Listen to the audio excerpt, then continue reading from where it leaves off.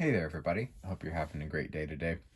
On the bench today is a really cool guitar that was from the 60s, and it is a Baldwin 706. So today I want to talk about the history of Baldwin, which is fairly interesting. Um, History of this guitar, why it's no longer in production, and we'll give it a good cleaning and setup along the way. Should be a really interesting one, so I hope you stick around.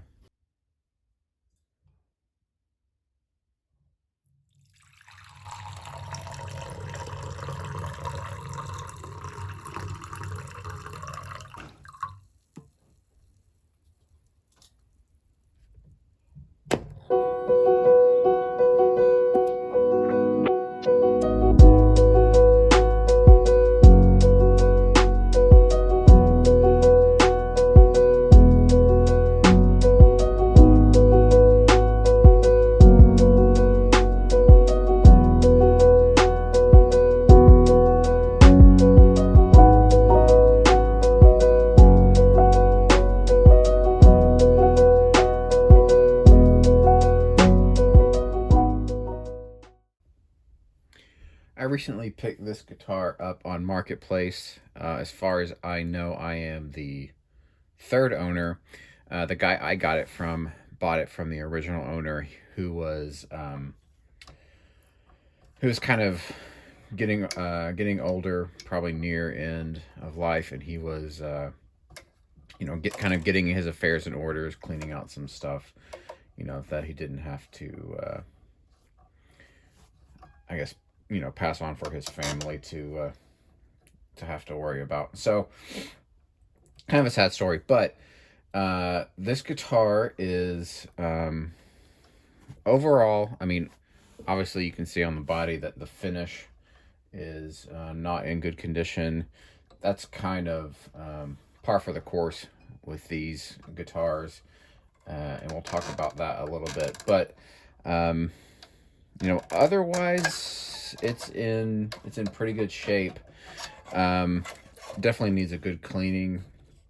The nut is loose, just kind of free floating, so I can move that around. So I want to position that and get it into place, and put a little glue so it'll stay where it needs to go. The bridge is very dirty, so I'm gonna clean and lubricate that.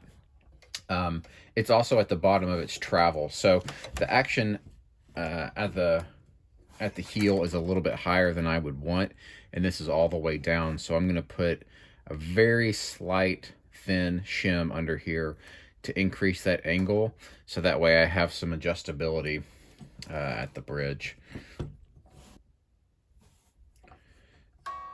So to understand the history of this guitar, we really have to go back to understanding the history of Baldwin, which most people associate with pianos and organs and the like. So in 1862, the founder, Dwight Baldwin, set up a piano dealership and started selling Decker brand pianos. After about 30 years, so that would have been in the 1890s, at that point they were the largest dealership of Decker pianos, I believe worldwide. Around that same time, he Dwight Baldwin passed, and the other founder of Baldwin Pianos set up a manufacturing company. So I actually started two. One of them was Hamilton Organ, which you're probably familiar with, and the other one is Baldwin Pianos. So they began manufacturing and selling their own pianos, and then around the 1920s, when player pianos were kind of at their height of popularity, the Baldwin Company built a player piano factory in Cincinnati, Ohio. And they kept at that for a while, eventually moving to just upright pianos as player pianos kind of waned in popularity. And then during World War II, the government, U.S. government, ordered that all manufacturing of pianos in the U.S. cease, so that way they could help manufacture parts for the war effort. So the Baldwin factory began manufacturing plywood components for aircrafts, and I believe what some of the stuff they learned there they later used in some of their unique piano designs. Now, fast forward to the end of the war, and then around the 60s, Baldwin wanted to diversify a little bit. And in 64, they actually tried to buy the Fender guitar company. Now, if you've seen my other videos where I talk about the history of Fender, you know that they were unsuccessful in doing that. And Fender was actually bought out by CBS in 65. Now, determined to still own a guitar company, Baldwin bought out a company in the UK called Burns. And they tried their hand at manufacturing guitars, which is where this one comes into the story. Now, they were making their guitars in both England and Italy at the time, and then shipping over to the U.S. for final assembly. There's a unique part of this guitar that is, very much a Burns design, which is the truss rod. So if you haven't seen it yet, you'll notice there's no truss rod adjustment at the neck or at the headstock, and then there's no truss rod adjustment at the heel, which is the two places that you would most normally look for truss rod adjustment. So Burns's truss rod system was called the Burns gearbox, and I'll try to find a picture and stick it in here, but for lack of a better term, it's kind of like a guitar tuner, and the adjustment point is under on the back, which I'll flip it over here if you can see that. But in this hole there is a flat piece of metal, which is what you use to turn. You have to use a special tool for it, and it takes a lot longer to adjust these than it does a typical truss rod. So since it uses the gear system like a string tuner, I think it's 16 turns to get a full rotation. Which around that same time, in 1967, Baldwin also bought Gretsch guitars, which I had mentioned also in another video. So a lot of the Gretsch guitars in the late 60s and early 70s also have that same gearbox truss rod design. So Baldwin guitars as a whole were not very successful for myriad reasons. They didn't have the sponsorship from bands that you would have heard of. They were bands that were, I guess, somewhat popular in the UK, but had no name recognition in the US, which is where they were trying to really sell their guitars. And the other thing is that, these were available in Baldwin stores, so you had to kind of rely on guitar players coming into a piano store and wanting to try out guitars. The other thing that really prevented them from being successful is that the salespeople for Baldwin really didn't know how to sell guitars. What they knew how to move was pianos. So all those things came together to lead to the lack of success for Baldwin guitars. And then in the early 70s, they ceased production of these models. So they're somewhat rare. Um, I mentioned they also bought Gretsch around that same time.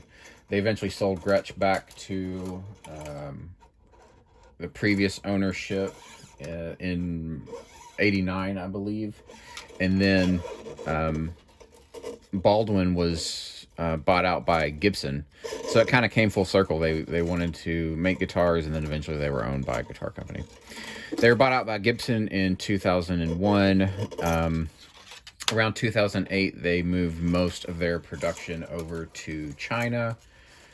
They did keep one factory open, which I believe was in Arkansas, and that factory only dealt with the building of custom grand pianos, and they also did refinishing of grand pianos and the sort. But eventually that came to an end as well, and that plant shuttered their doors in 2018, and all production of Baldwin pianos now is in China. So let's take a look at what we've got here. As I took off the strings, the bridge began to move, which was not entirely surprising. It's a floating bridge style. Looked like it had maybe some leather or something, maybe some rubber there, which would prevent it from moving a lot. But just looking at it, I thought it may have been pinned through and solid, but that is not the case. It's a fairly typical Tune-O-Matic style of bridge, which Gibson used and a lot of other companies used. One of the screws has been replaced. You can see the radius of the fretboard here in the saddles, and it's quite filthy. So we will get that cleaned up. We'll lubricate all those points and make sure that they are moving as we would expect. Then you have the tailpiece here, little piece of felt to prevent any, let me move that where you can see it, little piece of felt here on the underside to prevent that, what I assume is a screw here, from damaging the body. I think the bead design for Baldwin was just a little piece that they added on to what's otherwise a fairly generic looking tailpiece. The finish cracking, as I mentioned, is fairly typical for this design. The finish is quite thick. I think it's about 1 millimeter, which in terms of guitar finishes is on the thicker side.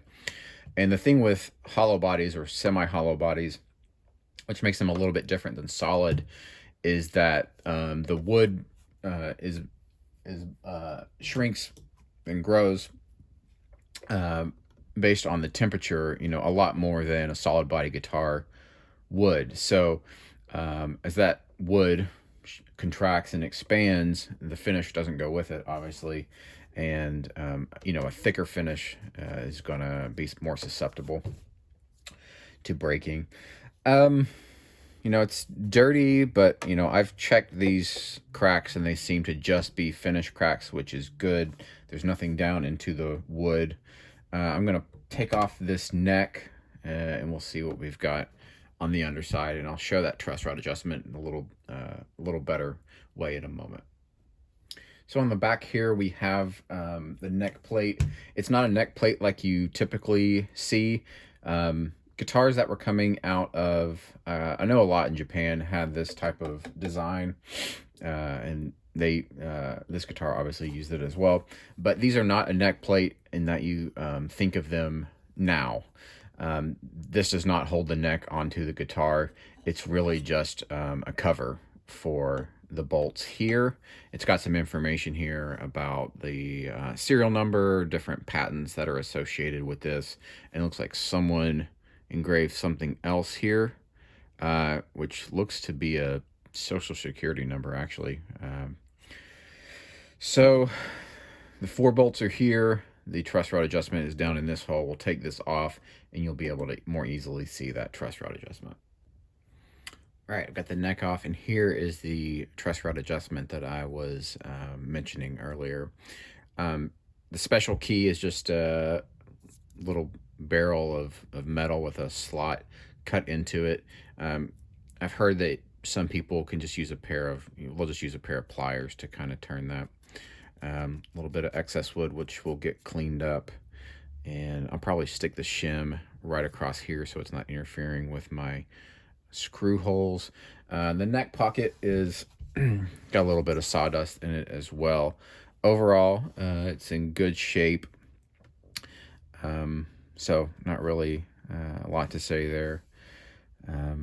Once we get this thing shimmed and put back together, it should be nice.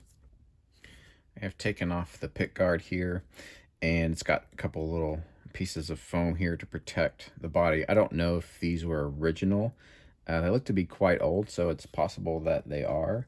I'm going to keep them as they are, just in case they are original. But I'll clean the rest of this up. You can see the lettering is a little faded, a little dirty. So we'll get that cleaned up as best as we can. It's not going to look brand new, and I don't want it to look brand new. I want this guitar to look like, it's from the 60s, and it's, got a cool history, and we're going to leave that part of it intact. All right, I've done the initial clean on this, and I'm pretty happy with the results. A couple things I want to mention if you ever find yourself in a similar situation. The first thing is, if you're working on an old guitar, for the most part, don't do anything crazy on it. You want to use something that is safe for old finishes, and old finishes are extremely temperamental, so be careful. I use naphtha. It's non-reactive for most stuff, so never run into trouble. And then the other one is, don't, and this is really just my personal opinion, don't try to use a polishing compound or a buffing compound or a wax or whatever to get a big shine on your guitar. It just doesn't look right, and again, this is my personal opinion. If you're working on your own guitar, do whatever you want. Cheers. But if this was like a mirror finish, but it's got all these cracks and all these I'll move this up here, all these chips and all these imperfections, it just doesn't look right. It doesn't look like a guitar that makes sense. It's obviously been played. It's seen some stuff. So having a super high gloss mirror shine on a guitar that's also kind of, I don't want to say beat up, but well loved, it's just visually, it just doesn't make any sense. And if you're working on a guitar that has chips like this, be very careful around them. It's very easy, if you're not careful, to just grab the edge of one of these little chips and you yank it right off, and then you'll have to glue it back on. So that's really it. Just take your time. Don't use anything that's too harsh or abrasive, because you can't get that. You can't go back. So I always start with non-abrasive, as low abrasive as I possibly can. And if it's just doing nothing, I move up little by little. But that's really it. So I am going to secure some of these chip-aways with some water-thin super glue, just to reinforce them so they don't move any further than they already are. And then we'll start cleaning on some of the hardware, and then eventually get this thing put back together. I have the saddles out of the bridge. You can see how gross it is in there, but that all get cleaned up. These screws actually came out fairly easily. I thought they would be a lot more difficult. Some rust had gotten in there or whatever, but no, they were fairly easy. So get them cleaned up. I'm gonna go ahead and lubricate them just to keep them in good working order for the next 50-60 years almost. All right, I've got the hardware all cleaned up, put back into place. You'll see the bridge came out quite nicely. All the hardware cleaned up pretty well. So the next thing I'm going to do is reattach the neck, which I also cleaned off of camera. The frets polished up really nicely. The fretboard cleaned up well. Um, so I need to attach the neck to the body, but the way I'm going to do this is a little bit different. So before I took the guitar apart, the neck didn't feel like it was on perfectly straight. I had more fret reveal on this side of the fretboard than I did on this side. So luckily in this case, there's a little bit of wiggle room in there. So what I'm going to do is I'm going to string up both outside E strings. I'm not going to tune them up to pitch, but I'm going to get them kind of in the ballpark. And then I'm just going to move the neck left and right until the strings are exactly equidistant from the outside edges. And then I'll tighten my neck down and really lock it into place. And that way I've got, the strings centered onto the neck the way they should be. I have both of my outside E's on the body now, and you can see what I mean when I bring it up a little bit more closely. So on this side, you just got a little bit of edge here, and on this side you've got a little bit more. So we can move this to get this into a position that is going to play well on every string. And then once it's in that spot, I just go into the back here, tighten up those bolts, and then we're locked into place. All right, I've got the strings on and calling this one done. Cleaned up really well. The hardware did not take too much to get back into good shape. The pick guard cleaned up pretty good, and then the neck just turned out great.